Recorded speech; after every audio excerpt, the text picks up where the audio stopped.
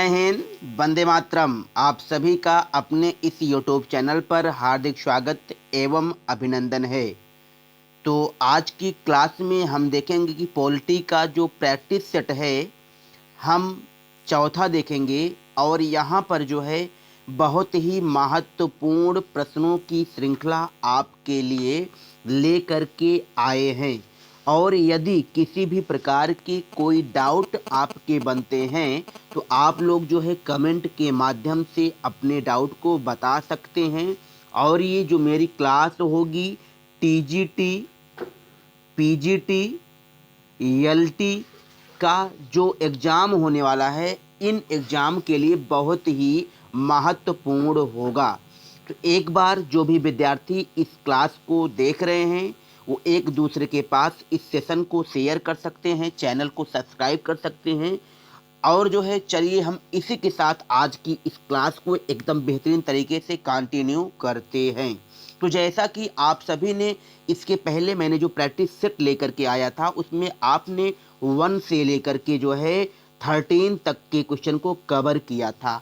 और यहाँ पर जो है मैं जो है इसी के आगे जो है श्रृंखला को प्रारंभ करता हूँ। तो जैसा कि आप लोग प्रश्न संख्या 14 देख पा रहे हैं, इसमें आपसे पूछा जा रहा है कि भारतीय संविधान का अनुच्छेद 25 से 28 संबंधित है। और विकल्प दिया है स्वतंत्रता का अधिकार, समानता का अधिकार, धर्म की स्वतंत्रता, संवैधानिक उपचारों का अधिकार दिया है। तो आप लोग जो है कमेंट के माध्यम से बताएंगे कि राइट आंसर क्या होगा। चलिए, यदि हम पहले विकल्प का एनालाइज करते हैं तो पहले विकल्प में स्वतंत्रता का अधिकार दिया गया है। तो स्वतंत्रता के अधिकार का जो उल्लेख किया गया है अनुच्छेद 19 से 22 में किया गया है।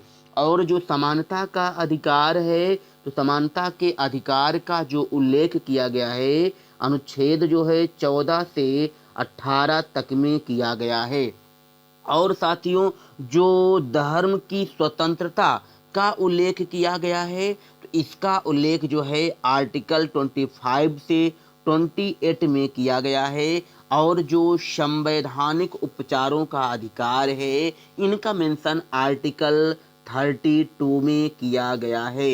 इस तरीके से यदि हम इस प्रश्न का आंसर की बात करते हैं कि कौन सा प्रश्न जो है आपका सही होगा तो वो कौन सा विकल्प आपका सही होगा तो वो हो जाएगा धर्म की स्वतंत्रता का अधिकार आपका राइट आंसर हो जाएगा। तो एक बार आप लोग कमेंट के माध्यम से बताएंगे कि संवैधानिक उपचारों के अधिकार को किसने संविधान की हृदय एवं आत्मा कहा था। बिल्कुल आप लोग कमेंट के माध्यम से बताएंगे। चलिए अब हम अगले प्रश्न का मूल्यांकन करते हैं। प्रश्न संख्या जो 15 है तो 15 में आपसे पूछा जा रहा है कि कॉन्स्टिट्यूशन जो 74 अमेंडमेंट हुआ था इसमें से 12वीं अनुसूची में नगर पालिकाओं के कितने कार्य जोड़े गए हैं। विकल्प दिया है 14 दिया है, 16 दिया है, 18 दिया है, 20 दिया है। तो आप लोग जो है कमेंट के माध्यम से राइट आंसर बताएंगे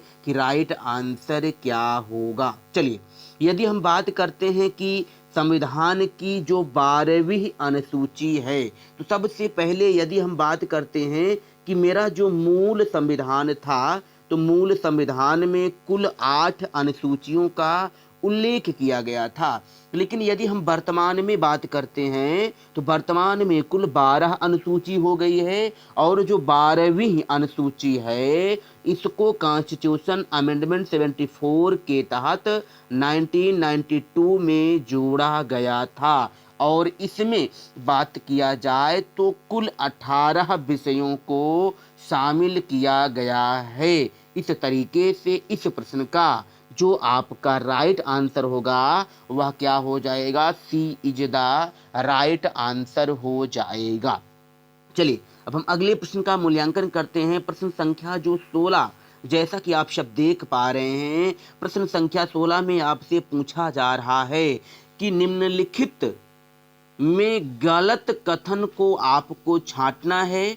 और यहाँ पर पहला विकल्प दिया है पहली केंद्रीय संसद 1952 में बैठी। समवर्ती सूची का सिद्धांत ऑस्ट्रेलिया के संविधान से लिया गया है। सुप्रीम कोर्ट के न्यायाधीशों के वेतन भारत के समेकित यानी संचित निधि से दिए जाते हैं। ये तीसरा ऑप्शन है। और यहाँ पे चौथा ऑप्शन दिया है कि ये सब दिया है। तो आपको कमेंट करके बताना है कि राइट आंसर क्या होगा। चलिए जो है हम सभी विकल्पों का जो है अन्वेषण करते हैं कि कौन सा आपका गलत कथन हो सकता है। देखिए दोस्तों, पहला विकल्प जो दिया है, पहली केंद्रीय संसद 1952 में बैठी थी, तो बिल्कुल जो संसद का जो पहला अधिवेशन हुआ था, जो पहली बैठक हुई थी, ये नियर अबाउट जो है मई 1952 में जो है संसद का गठन किया गया था और इसी समय जो है इसकी बैठक भी हुई थी। और अगला जो विकल्प दिया है कि समवर्ती सूची के विषय में दिया है, तो समवर्ती सूची का जो सिद्धांत है यहाँ ऑस्ट्रेलिया के संविधान से ली गई है। लेकिन यहीं पे आपको स्मरण रखना है कि जो अवशिष्ट सूची होती है, एक समवर्ती सूची होती है विद्यार्थियों, एक अवशिष्ट सूची होती है। तो अवशिष्ट जो सूची होती है इसको कनाडा के संविधान से लिया गया है। बिल्कुल यहाँ पे दोनों कथन आपके सही मिल रहे हैं। यदि हम देखते हैं तीसरा जो विकल्प दिया है, सुप्रीम कोर्ट के न्यायाधीशों के वेतन भारत के संचित निधि से दिए जाते हैं, तो बिल्कुल संचित निधि का जो उल्लेख किया गया है अनुच्छेद 266 में किया गया है और संचित निधि से ही सुप्रीम कोर्ट के न्यायाधीशों को वेतन दिया जाता है। अब हम देखते हैं अगले विकल्प की तरफ चलते हैं।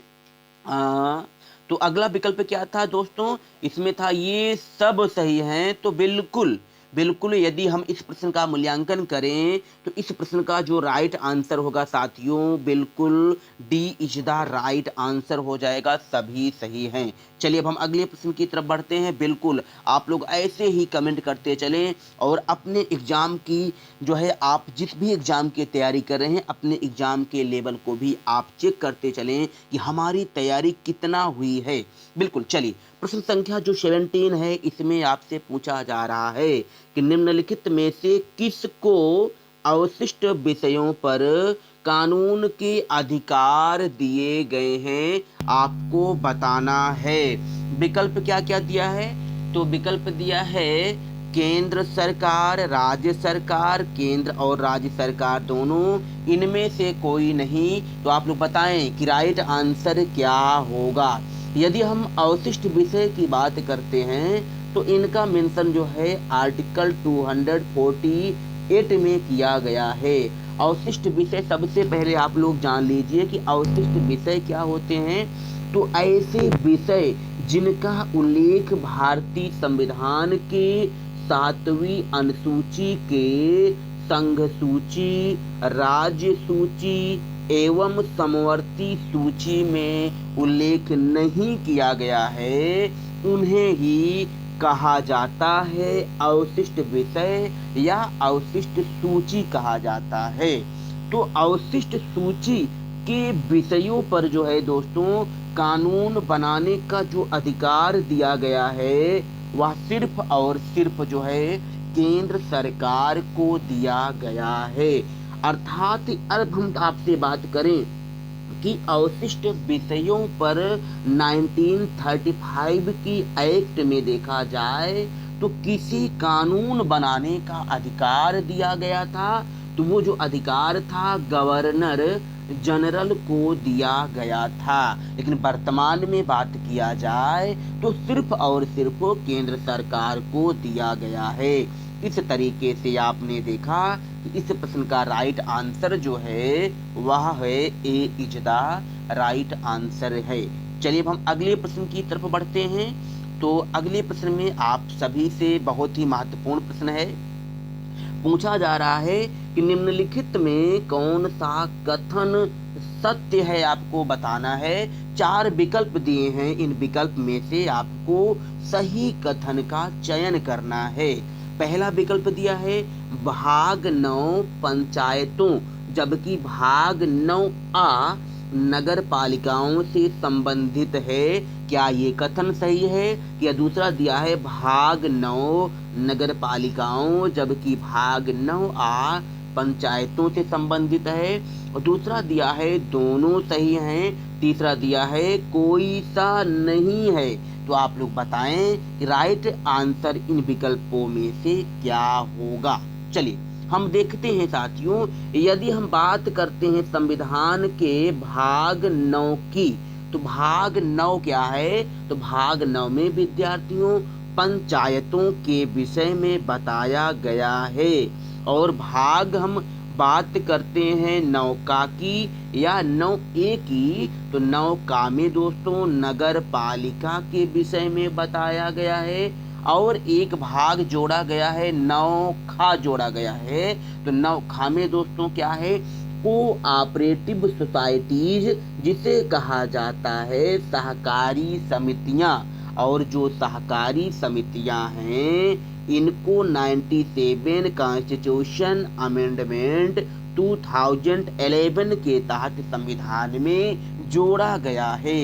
इस तरीके से आप सभी ने देखा कि इस प्रश्न का जो राइट आंसर होगा दोस्तों वह क्या हो जाएगा? बिल्कुल ए इज द राइट आंसर हो जाएगा। उम्मीद और एक आशा करते हैं कि यहाँ तक आप सभी को सारी बातें समझ में आ गई होंगी। अब हम बढ़ते हैं प्रश्न संख्या 19 की तरफ, और इसमें से आपको राइट आंसर का चयन करना है। तो इसमें आपसे पूछा जा रहा है कि भारत धर्मनिरपेक्ष राज्य है, यह मुख्य रूप से किसमें दर्ज है? प्रस्तावना में, मौलिक अधिकार में, DPSP जिसे कहते हैं directive principle of state policy, राज्य के नीति निर्देशक सिद्धांत, या अनुसूची में? आप लोग कमेंट के माध्यम से राइट आंसर का चयन करेंगे। चलिए यदि हम बात करते हैं धर्मनिरपेक्ष राज्य की, तो धर्मनिरपेक्ष राज्य का तात्पर्य यह होता है कि भारत का कोई राज धर्म नहीं होगा। और इनका मेंशन जो किया गया है, आप लोग बताएंगे कहाँ किया गया है? तो संविधान की जो प्रस्तावना है, संविधान की प्रस्तावना में ही जो है क्या बताया गया है? धर्मनिरपेक्ष राज्य के विषय में बताया गया है। लेकिन यदि हम बात करते हैं मौलिक अधिकार की, तो मौलिक अधिकारों में देखा जाए तो आर्टिकल 25 से 28 में भी देखा जाए तो धार्मिक स्वतंत्रता के परिप्रेक्ष्य में बात की गई है। लेकिन यहाँ पर जो है आपके विकल्प के अकॉर्डिंग हम बात करें तो आपका राइट आंसर साथियों क्या होगा? वह हो जाएगा जो है प्रस्तावना हो जाएगा, अर्थात ए इज द राइट आंसर हो जाएगा। चलिए अब हम अगले प्रश्न की तरफ चलते हैं। प्रश्न संख्या 20 में आपसे प्रश्न किया जा रहा है कि लोकसभा में सदस्यों की संख्या अधिकतम कितनी हो सकती है? विकल्प दिया है 550, 552, 569, 570। तो आप लोग कमेंट के माध्यम से बताएं। चलिए यदि हम बात करें लोकसभा की दोस्तों, तो लोकसभा का जो गठन किया गया है वह आर्टिकल 81 में किया गया है। क्योंकि हम आपको एक ट्रिक बता देते हैं, क्या है? आप लोग को लड़कियों का नाम याद करने में बहुत ही आसानी होती होगी और आपको अच्छे से याद हो जाता होगा। तो सा रा ला, मान लीजिए आपने अपने दिमाग में एक कॉन्सेप्ट बैठा लिया कि कोई एक लड़की है और उसका नाम क्या है? सरला है। तो सा से क्या हो जाएगा? संसद, और संसद का गठन आर्टिकल 79 में किया गया है। और रा से हो जाएगा राज्यसभा, तो राज्यसभा का गठन आर्टिकल 80 में किया गया है। और ला से हो जाएगा लोकसभा, और लोकसभा का गठन 81 में किया गया है। इस तरीके से संसद में देखा जाए तो संसद में क्या होता है? लोकसभा, राज्यसभा होता है। तो लोकसभा का गठन आपने देखा कि आर्टिकल 81 में किया गया है। यदि हम बात करें तो लोकसभा में अधिकतम जो सदस्य संख्या हो सकती है वह जो है 552 हो सकती है। लेकिन इन 552 में से देखा जाए तो आर्टिकल 331 के तहत राष्ट्रपति 2 एंग्लो इंडियन समुदाय के व्यक्तियों का मनोनयन करता था। लेकिन इनके मनोनयन पर भी कॉन्स्टिट्यूशन अमेंडमेंट 104 के तहत क्या लगा दिया गया है, प्रतिबंध लगा दिया गया है। अर्थात इस तरीके से इस प्रश्न का जो राइट आंसर होगा दोस्तों 552 हो जाएगा। मैंने अभी यहाँ पर एक जो मैंने आपको ट्रिक बताया था सरला, तो इससे मैंने जो है किसी की भावना को ठेस पहुँचाने के लिए ट्रिक नहीं बताया था। यदि लड़कियों की भावना को ठेस पहुँची हो तो इसके लिए जो है हम क्षमा प्रार्थी हैं। बिल्कुल मैंने ये ट्रिक इसलिए बताया ताकि आप सभी को याद करने में आसानी हो। चलिए अब हम अगले प्रश्न की तरफ बढ़ते हैं। तो अगले प्रश्न में जैसा कि आप सब यहाँ पर देख पा रहे हैं, प्रश्न संख्या 21 जो है इसमें आपसे पूछा जा रहा है कि राष्ट्रीय एकता परिषद की स्थापना की गई कब। विकल्प दिए हैं 1955, 1958, 1961, 1964। तो आप लोग ताबड़तोड़ जो है कमेंट करके बताएं कि राष्ट्र जो है आंसर राइट क्या होगा। यदि हम राष्ट्रीय एकता परिषद की बात करें तो राष्ट्रीय एकता परिषद का जो गठन किया गया था पंडित जवाहर लाल नेहरू ने जो है इसका गठन जो है 1961 में कर दिया था। और राष्ट्रीय एकता परिषद के समक्ष जो पहला मुकदमा आया था वह राम मंदिर वर्सेस जो है राम मंदिर और उस अयोध्या में जो राम मंदिर और बाबरी मस्जिद के बीच जो विवाद हुआ था, यह पहला मुकदमा जो है राष्ट्रीय एकता परिषद के समक्ष आया था। इस तरीके से इस प्रश्न का आप सभी ने देखा कि राइट आंसर जो है सी हो गया है। चलिए अब हम इसी तरीके से अगले प्रश्न की तरफ बढ़ते हैं। बिल्कुल आप लोग एकदम बेहतरीन तरीके से सारी बातों को नोट करते चलें। यदि किसी प्रकार के कोई डाउट बन रहे हैं तो आप लोग कमेंट के माध्यम से बताते भी चलेंगे।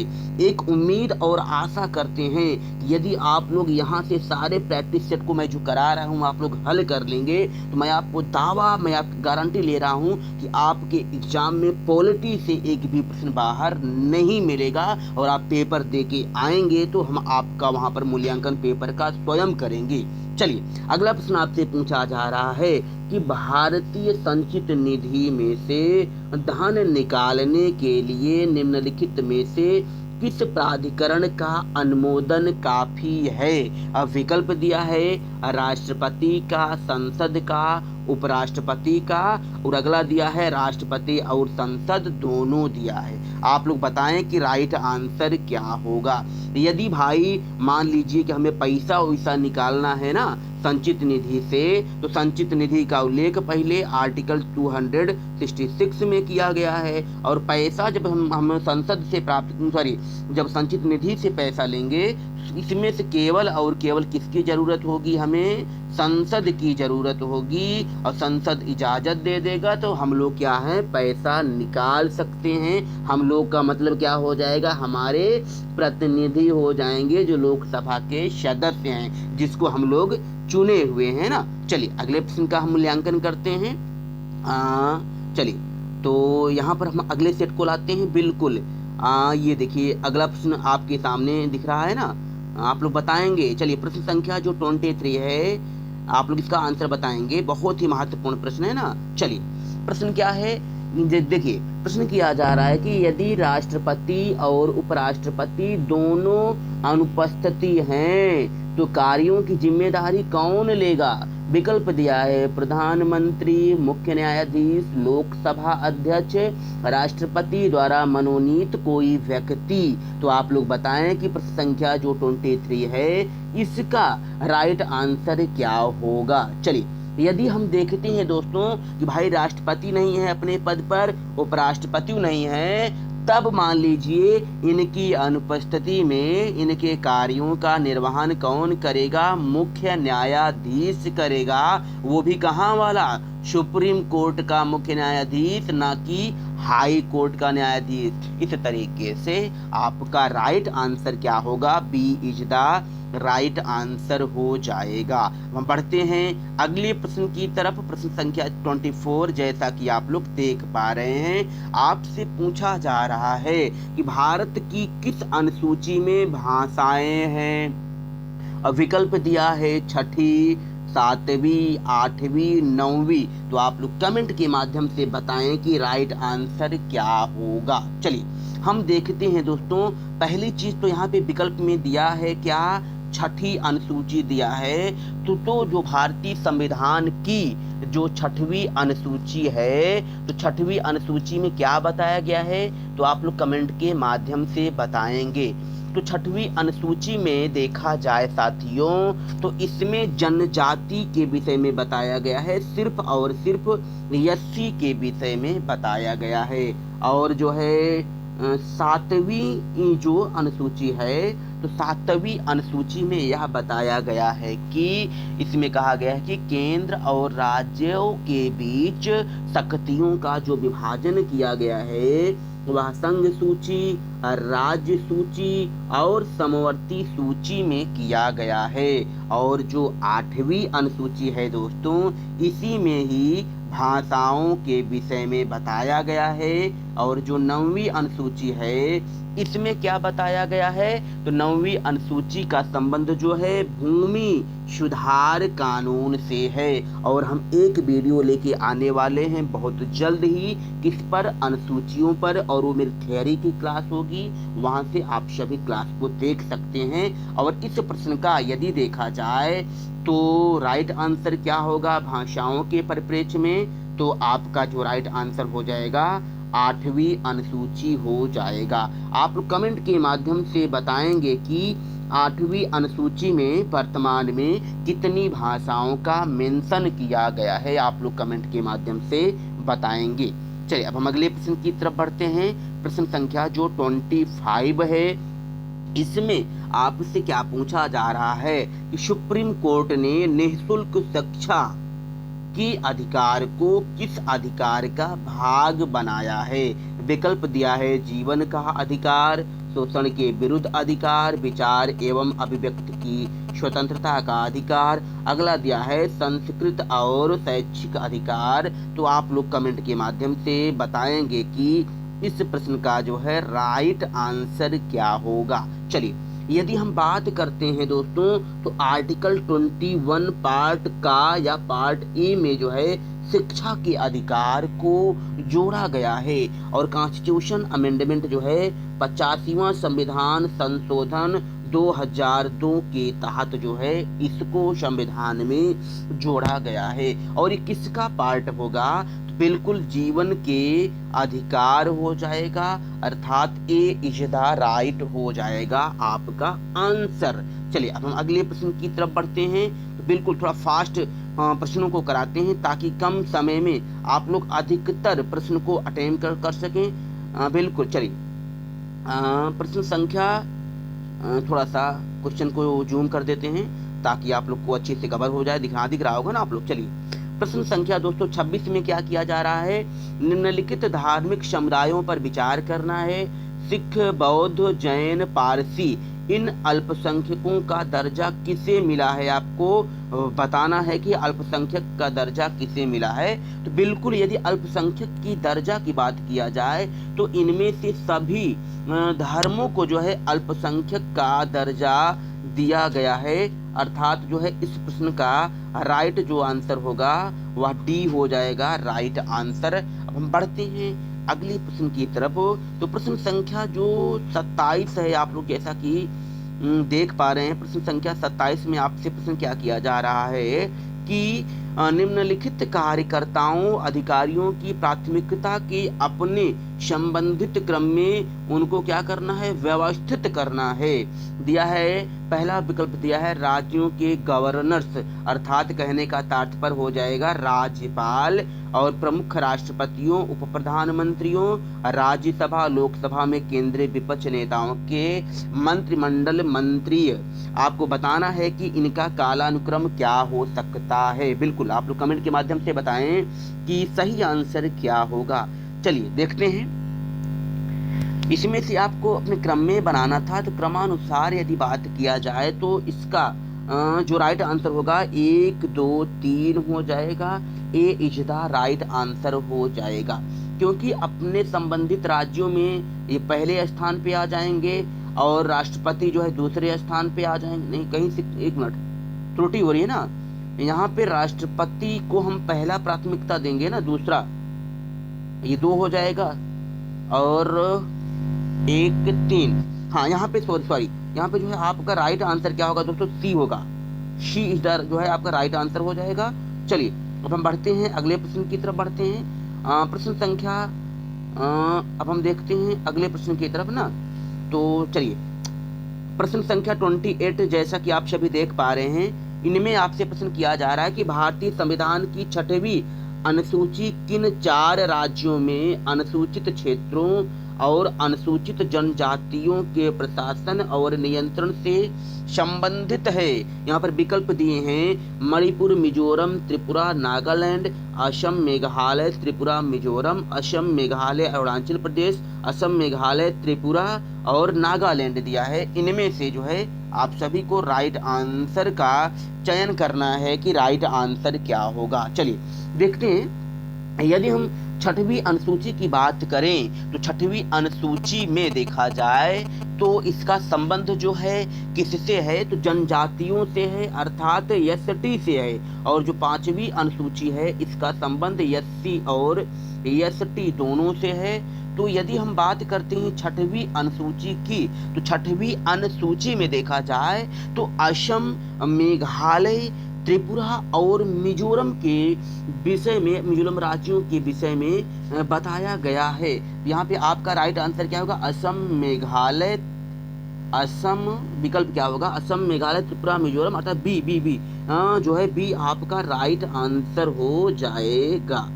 बहुत बढ़िया, बहुत ही बढ़िया। आप सब जो है अपने एग्जाम की तैयारी बहुत तगड़े से कर रहे हैं और आप सब जो है कमेंट के माध्यम से आंसर भी बता रहे हैं। चलिए अगला प्रश्न, जैसा कि आप लोग देख पा रहे हैं, बहुत ही बढ़िया।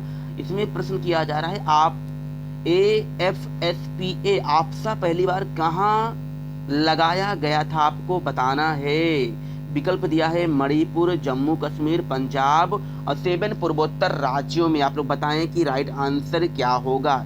यदि हम AFSPA की बात करें तो AFSP जो है ये सबसे पहले बात करते हैं कि प्रभावी कब से हुआ, तो 11 सितंबर 1958 से जो है ये आपसा प्रभावित हुआ। और ये कहाँ और किन किन जो है राज्यों में सबसे पहले लागू किया गया था। जो पूर्वोत्तर के जो 6 राज्य हैं सबसे पहले यहाँ ये लागू किया गया था। जैसे हम बात करते हैं अरुणाचल प्रदेश की, असम में, मणिपुर में, मेघालय में, मिजोरम में, नागालैंड में और त्रिपुरा में सबसे पहले ये लागू किया गया था। इस तरीके से इस प्रश्न का जो राइट आंसर है दोस्तों वह क्या हो जाएगा, D is the right answer हो जाएगा। यदि आपको इस क्लास का, यदि आपको जो है PDF प्राप्त करना है, जो आपको क्रमबद्ध तरीके से क्वेश्चन दिए जा रहे हैं, तो आप सभी हमारे टेलीग्राम चैनल को ज्वाइन कर सकते हैं, जिसको जो है मैंने डिस्क्रिप्शन बॉक्स में दिया हुआ है और वहां से आप सभी जुड़ सकते हैं। चलिए अगले प्रश्न में प्रश्न संख्या जो 30 है, इसमें आपसे पूछा जा रहा है कि निम्नलिखित में से कौन सा संविधान संशोधन विधेयक नागरिकों को सहकारी समितियों का गठन करने का मौलिक अधिकार है। आप लोग कमेंट करके बताएंगे। इस प्रश्न को टाइप करने में थोड़ा सा हमें लगता है कि त्रुटि हुई होगी। यदि हम बात करें सहकारी समितियों की, तो इन्हें जो है 97 कॉन्स्टिट्यूशन अमेंडमेंट 2011 के तहत संविधान में जोड़ करके इन्हें एक मौलिक अधिकार बनाया गया था। तो यहाँ पे 2011 होता शायद संभवतः तो यही विकल्प आपका सही होता। तो इस प्रश्न में हम ये कहेंगे कि ये जो प्रश्न है इसमें इस प्रश्न में थोड़ा सा त्रुटि हुआ है। और हम बढ़ते हैं अगले प्रश्न की तरफ और हम क्षमा प्रार्थी हैं कि इस प्रश्न में थोड़ा सा त्रुटि हुई है। चलिए प्रश्न संख्या जो 31 है इनमें आपसे पूछा क्या जा रहा है, ध्यान से आप लोग समझेंगे कि भारत में उच्च न्यायालयों की संख्या कितनी है आपको बताना है। वर्तमान में विकल्प दिया है 25, 22, 24, 25, 20, 22, 24, 25 दिया है। तो आप लोग कमेंट के माध्यम से बताएंगे कि वर्तमान में भारत में कुल उच्च न्यायालय कितने हैं। बिल्कुल आप लोग कमेंट करें, बिल्कुल आप लोग कमेंट करके बताएं। यदि हम वर्तमान में बात करें तो वर्तमान में जो है भारत में कुल 25 उच्च न्यायालय हैं और पहले 24 उच्च न्यायालय था, लेकिन वर्तमान में जो है आंध्र प्रदेश में भी एक उच्च न्यायालय का गठन कर दिया गया है। इस तरीके से आपका जो राइट आंसर होगा वह डी जो है आपका राइट आंसर हो जाएगा। प्रश्न संख्या 32 में आपसे पूछा जा रहा है कि प्रसिद्ध रिपन प्रस्ताव निम्नलिखित में से किससे संबंधित है। विकल्प दिया है भारत में सार्वजनिक सेवाएं, शैक्षणिक सुधार, स्थानीय स्वास्थ्य सरकार, सार्वजनिक स्वास्थ्य नीति। आप लोग बताएं कि प्रसिद्ध जो रिपन प्रस्ताव आया था यह किससे संबंधित है। यदि हम बात करते हैं रिपन प्रस्ताव की बात करते हैं तो रिपन प्रस्ताव ये जो है आया था 1882 में आया था और इसका जो संबंध था बिल्कुल किससे था, तो इसका जो संबंध होगा स्थानीय व स्व सरकार से जो है इसका संबंध था। इस तरीके से इस प्रश्न का राइट आंसर जो है सी इज द राइट आंसर हो जाएगा। बहुत ही महत्वपूर्ण प्रश्न है, आप लोग कमेंट के माध्यम से बताएंगे 33 का राइट आंसर क्या होगा। आप सभी से प्रश्न किया जा रहा है कि भारतीय संविधान में धर्मनिरपेक्ष शब्द कितनी बार आया है। विकल्प दिया है 1, 2, 3, 4। तो आप लोग कमेंट के माध्यम से बताएंगे कि राइट आंसर क्या होगा।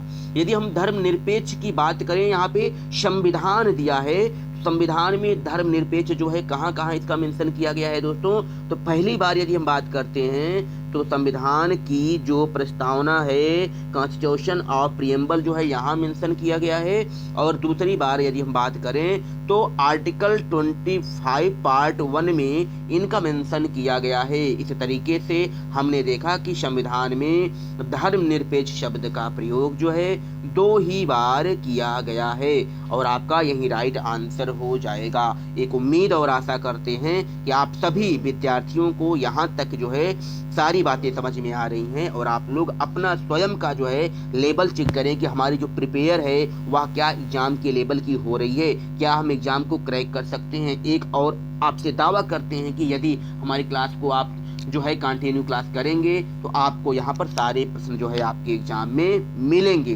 प्रश्न संख्या 34 में आपसे पूछा जा रहा है कि संविधान सभा की संघ शक्ति समिति के अध्यक्ष कौन थे और विकल्प दिया है डॉक्टर राजेंद्र प्रसाद।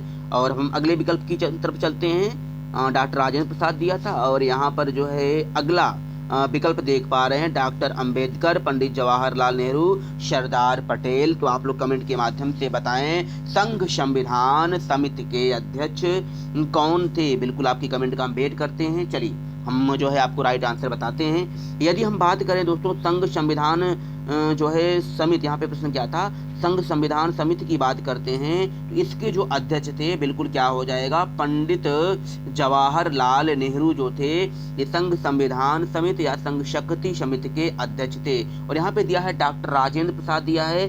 तो डॉक्टर राजेंद्र प्रसाद जो हैं ये जो थे तदर्थ समिति जो थी इस तदर्थ समिति के ये जो थे अध्यक्ष थे और इसी को हम कह सकते हैं झंडा समिति भी कह सकते हैं। चलिए अब हम आगे देखते हैं कि और जो विकल्प दिए हैं इन विकल्प में क्या क्या दिया है। डॉक्टर अंबेडकर दिया है। तो डॉक्टर अंबेडकर की बात करें तो डॉक्टर अंबेडकर जो हैं ये जो थे प्रारूप समिति के अध्यक्ष थे जिसे ड्राफ्ट कमेटी कहा जाता था। और जवाहरलाल नेहरू बिल्कुल यही जो है जवाहरलाल नेहरू दिया है ना। और इस प्रश्न का बिल्कुल जो है आपका राइट जवाब हो जाएगा पंडित जवाहरलाल नेहरू हो जाएगा। और सरदार पटेल की यदि बात किया जाए तो सरदार पटेल जो है प्रांतीय जो समिति थी, इस प्रांतीय समिति के अध्यक्ष थे तथा मौलिक अधिकार जो संबंधित समितियां बनाई गई थी, इन समितियों के अध्यक्ष भी सरदार वल्लभ भाई पटेल थे। चलिए हम अगले प्रश्न की तरफ बढ़ते हैं। प्रश्न संख्या 35 में थोड़ा सा इसको जूम करते हैं। आपसे क्या पूछा जा रहा है? प्रश्न संख्या 35 में आपसे पूछा जा रहा है कि भारत का राष्ट्रपति राष्ट्रीय मानवाधिकार आयोग के अध्यक्ष और सदस्यों को किसकी परामर्श पर जो है नियुक्ति करता है?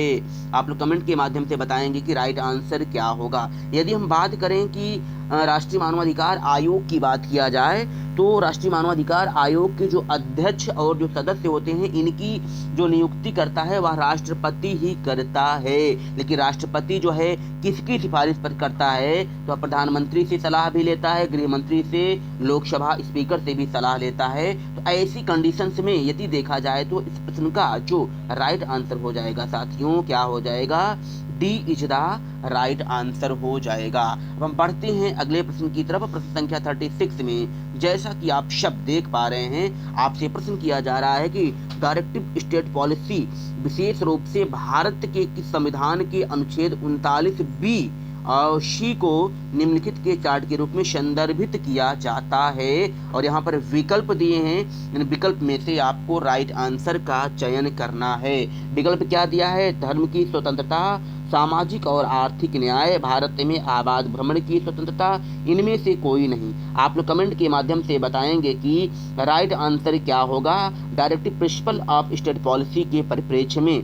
बिल्कुल आप लोग कमेंट करें। चलिए यदि हम बात करते हैं directive principle of state policy के परिप्रेक्ष्य में, तो इसके अकॉर्डिंग जो है आपका जो राइट आंसर होगा वह हो जाएगा सामाजिक और आर्थिक न्याय हो जाएगा। चलिए हम अगले प्रश्न की तरफ बढ़ते हैं। प्रश्न संख्या जो 37 है, इसमें आपसे पूछा जा रहा है कि निम्नलिखित में से कौन सा मिलान सही नहीं है? पहला विकल्प दिया है स्पेन की राष्ट्रीय विधायी सभा कोर्टे दिया है। अगला दिया है नॉर्वे की संसद को स्टोर्टिंग कहा जाता है, डेनमार्क की संसद को फाल्केटिंग कहा जाता है। ये सभी सही हैं। बताएं आप लोग क्या सही होगा, फटाफट आप लोग आंसर करके बताएं कमेंट करके क्या होगा सही। चलिए अगले प्रश्न की तरफ हम बढ़ते हैं। फिलहाल आप लोग कमेंट के माध्यम से बताएं कि राइट आंसर जो है प्रश्न संख्या जो 37 है, इसका राइट आंसर क्या होगा। चलिए और हम आगे बढ़ते हैं। तो प्रश्न संख्या जो 38 है, चलिए प्रश्न संख्या जो 38 है, इसमें आपसे क्या पूछा जा रहा है कि हिंदी निम्नलिखित में से किस श्रेणी में आती है? भारत की राष्ट्रीय भाषा, मातृभाषा, सबसे पुरानी भाषा, आधिकारिक भाषा। आप लोग बताएं कि राइट आंसर क्या होगा। यदि हम बात करें हिंदी की, तो हिंदी जो है ये भारत की क्या होगी? तो ये हिंदी जो है भारत की आधिकारिक भाषा होगी। यही आपका राइट आंसर हो जाएगा। हम बढ़ते हैं प्रश्न संख्या जो है 39 की तरफ। इसमें जो है आपसे पूछा जा रहा है कि निम्नलिखित में से कौन सा अनुच्छेद संविधान के प्रारंभ में नागरिकता से संबंधित है? विकल्प दिया है अनुच्छेद 5, अनुच्छेद 6, अनुच्छेद 7, अनुच्छेद 8। आप लोग बताएं कि राइट आंसर क्या होगा। बात यहाँ पे किया जाए तो क्या कह रहा है कि कौन सा अनुच्छेद जो है संविधान के प्रारंभ में नागरिकता से संबंधित होगा।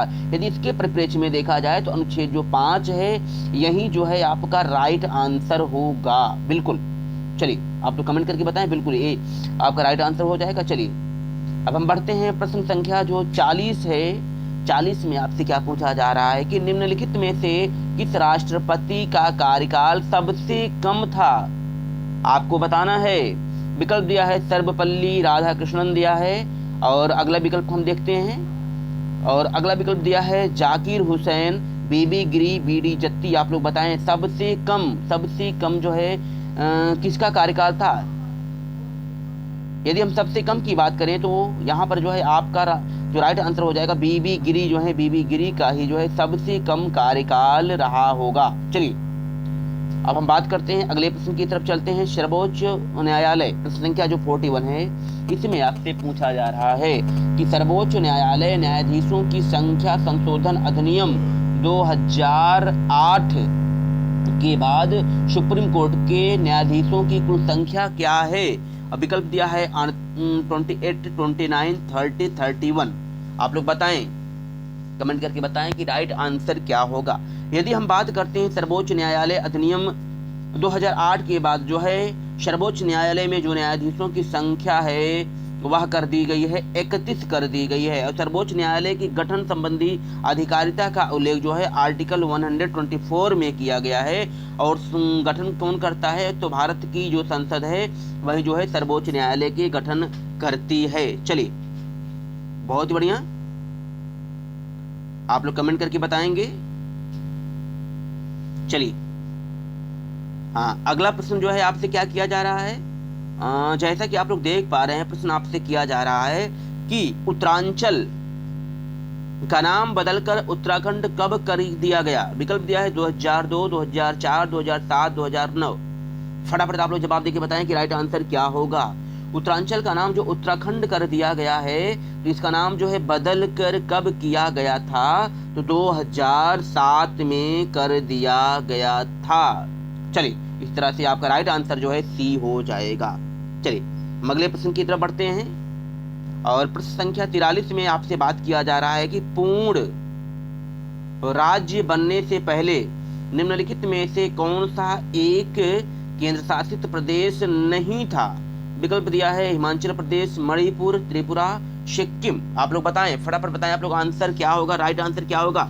चलिए यदि हम बात करें कि पूर्ण राज्य बनने से पहले निम्नलिखित में से कौन सा एक केंद्र शासित प्रदेश नहीं था, तो वह होगा सिक्किम हो जाएगा। यही जो है आपका राइट आंसर हो जाएगा। चलिए अगले प्रश्न की तरफ चलते हैं। बहुत ही बढ़िया, आप लोग कमेंट के माध्यम से आंसर बताते चलें और अपना स्वयं का उत्साहवर्धन करते चलें कि हमारी तैयारी कितनी हुई है। प्रश्न आपसे किया जा रहा है कि निम्नलिखित मौलिक अधिकारों में से कौन सा सबसे विवादास्पद रहा है। विकल्प दिया है स्वतंत्रता का अधिकार, संपत्ति का अधिकार, धार्मिक स्वतंत्रता का अधिकार, संस्कृत और शिक्षा संबंधी अधिकार।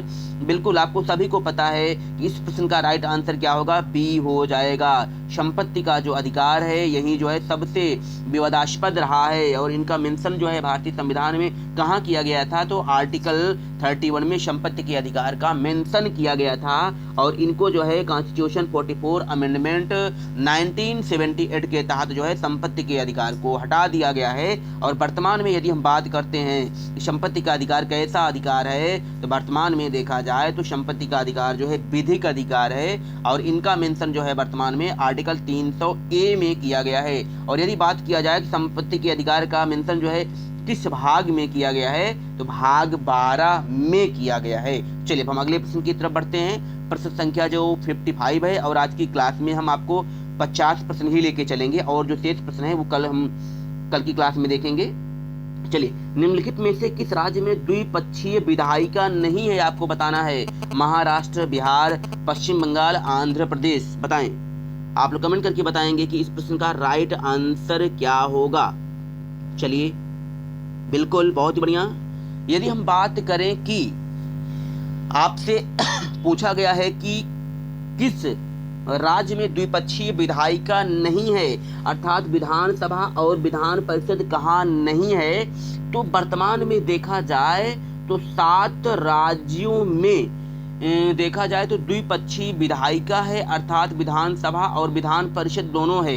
इसके तहत देखा जाए तो जो पश्चिम बंगाल है, यही पश्चिम बंगाल जो है आपका राइट आंसर होगा। पश्चिम बंगाल में जो है विधान परिषद नहीं है। और वर्तमान में देखा जाए तो भारत के 7 राज्यों में जैसे बिहार, महाराष्ट्र, उत्तर प्रदेश, जम्मू कश्मीर, कर्नाटक, तेलंगाना, आंध्र प्रदेश में द्विपक्षीय विधायिका है। चलिए अगले प्रश्न का मूल्यांकन करते हैं। और प्रश्न संख्या जो 46 है इसमें आपसे पूछा जा रहा है कि भारत में संवैधानिक उपचार का अधिकार निम्नलिखित में से किसके लिए उपलब्ध है। विकल्प दिया है केवल नागरिक के लिए, किसी भी मौलिक अधिकार के उल्लंघन के मामले में सभी के लिए।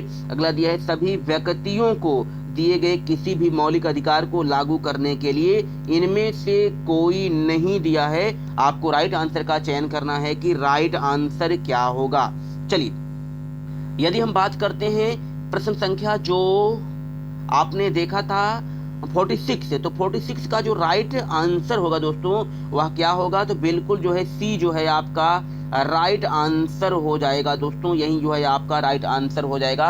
सभी व्यक्तियों को दिए गए किसी भी मौलिक अधिकार को लागू करने के लिए किसी भी व्यक्ति को जो है संवैधानिक उपचारों का जो अधिकार है वह उपलब्ध है। और चलिए अब हम अगले प्रश्न की तरफ बढ़ते हैं। आज का जो अगला प्रश्न है प्रश्न संख्या 47। चलिए आप लोग कमेंट करके बताएंगे कि राइट आंसर क्या होगा। आपसे प्रश्न किया जा रहा है कि कोई व्यक्ति भारत का राष्ट्रपति अधिकतम कितनी बार रह सकता है? 1 बार, 2 बार, 3 बार, कोई सीमा नहीं। अगला दिया है कि कोई सीमा नहीं। आप लोग बताएं कि राइट आंसर क्या होगा। यदि हम बात करते हैं कि भारत का जो राष्ट्रपति है वह अधिकतम कितनी बार राष्ट्रपति रह सकता है, तो अमेरिका में ऐसा प्रावधान है कि वहां कोई व्यक्ति 2 बार ही राष्ट्रपति रह सकता है। लेकिन यदि बात करें इसी परिप्रेक्ष्य में, तो यदि हम इसी परिप्रेक्ष्य में बात करते हैं तो डी रूजवेल्ट वहां पर जो है 3री बार राष्ट्रपति अमेरिका में हुए थे। यदि इस दृष्टिकोण से देखा जाए तो अमेरिका में या भारत के संविधान में ऐसा कोई प्रोसीजर नहीं है कि कोई व्यक्ति कितनी बार राष्ट्रपति बन सकता है, अर्थात जो है आपका डी राइट आंसर हो जाएगा। सो दोस्तों चलिए प्रश्न संख्या 48 की तरफ चलते हैं। आपसे प्रश्न किया जा रहा है कि भारत में हिंदी की सही स्थिति क्या है? विकल्प दिया है भारत की राष्ट्रीय भाषा, राज्य और केंद्र के बीच संचार की भाषा, भारत संघ की आधिकारिक भाषा, भारत की राष्ट्रीय और आधिकारिक भाषा। आप लोग कमेंट करके बताएं कि राइट आंसर क्या होगा। चलिए यदि हम प्रश्न संख्या 48 की बात करें तो इस प्रश्न का जो राइट आंसर हो जाएगा हिंदी जो है वर्तमान में भारत की आधिकारिक संघीय भाषा होगी, अर्थात सी जो है आपका राइट आंसर हो जाएगा। चलिए अगले प्रश्न की तरफ चलते हैं। प्रश्न संख्या जो 49 है, इसमें जो है आपसे क्या पूछा जा रहा है कि भारतीय सरकार द्वारा करों और अन्य प्राप्तियों से प्राप्त राजस्व किसमें रखा जाता है? विकल्प दिया है संचित निधि, आकस्मिक निधि, सार्वजनिक खाता, भारतीय रिजर्व बैंक। आप लोग कमेंट करके बताएं कि राइट आंसर क्या होगा। चलिए बहुत ही बढ़िया। यदि हम भारतीय सरकार द्वारा करों और अन्य प्राप्तियों से प्राप्त जो राजस्व होता है इनको कहाँ रखा जाता है, तो जो भारत की संचित निधि है, संचित निधि में ही रखा जाता है। इसी तरह से जो है इस प्रश्न का राइट जो आंसर होगा साथियों बिल्कुल ए इज द राइट आंसर हो जाएगा। और आज की क्लास का अंतिम प्रश्न हम लेकर के आए हैं प्रश्न संख्या 50। तो आप लोग बिल्कुल कमेंट के माध्यम से बताएंगे दोस्तों कि राइट आंसर क्या होगा। चलिए प्रश्न आपसे किया जा रहा है कि किसी प्रदेश के राज्यपाल को निम्नलिखित में से कौन हटा सकता है? निम्नलिखित में से कौन हटा सकता है? यहाँ पे होगा थोड़ा सा त्रुटि हुई है। विकल्प दिया है राष्ट्रपति, प्रधानमंत्री, मुख्यमंत्री, अटॉर्नी जनरल। आप लोग बताएं कि राइट आंसर क्या होगा। देखिए दोस्तों अनुच्छेद जो है 155 के तहत राज्यपाल की जो नियुक्ति है वह राष्ट्रपति करता है और राष्ट्रपति ही इन्हें इनके पद से हटा सकता है। सामान्यतः यदि देखा जाए तो इनका जो कार्यकाल होता है राज्यपाल का तो 5 वर्ष का होता है, लेकिन 5 वर्ष से पहले भी राष्ट्रपति द्वारा इन्हें इनके पद से हटाया जा सकता है। इस तरह से इस प्रश्न का जो राइट आंसर है वह ए इज द राइट आंसर हो जाएगा। यदि किसी भी प्रकार से यदि ये क्लास आपको यूजफुल लगी हो, आपके लिए उपयोगी लगी हो, तो इस सेशन को दोस्तों आप लोग से निवेदन है कि आप एक दूसरे के पास शेयर करें, चैनल को सब्सक्राइब करें। और एक उम्मीद और आशा करते हैं कि यहाँ तक सारी बातें आपको समझ में आई होंगी। और कल की क्लास में हम आपको थियरी की क्लास लेकर के आएंगे और जिसमें आपको पढ़ाएंगे भारतीय संविधान की अनुसूची। और आज के लिए इतना ही। Thank you so much. आप सबका दिन शुभ हो।